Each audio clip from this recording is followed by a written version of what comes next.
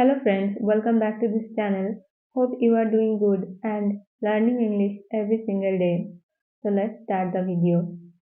সত্যি বলতে আমি ব্যস্ত ছিলাম। সত্যি বলতে আমি আসতে পারবো না। সত্যি বলতে আমি অসুস্থ। এই টাইপের সেন্টেন্সগুলো ইংরেজিতে কিভাবে বলতে হয় আজকের এই ভিডিওতে আমরা শিখে নেব।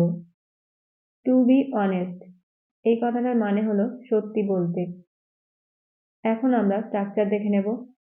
স্ট্রাকচার হলো to be honest plus sentence. এখন আমরা বেশ কিছু এক্সাম্পল দেখে নেব।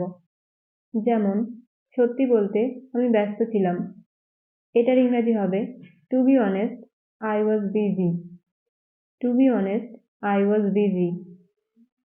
সত্যি বলতে আমি আসতে পারবো না। To be honest I will not be able to come. To be honest I will not be able to come. সত্যি বলতে সে মিথ্যা বলছিল। To be honest he was lying. To be honest he was lying. সত্যি বলতে আমি কাজটি করিনি। To be honest I did not do the work. To be honest I did not do the work. সত্যি বলতে সে আমার wife. To be honest she is my wife. To be honest she is my wife.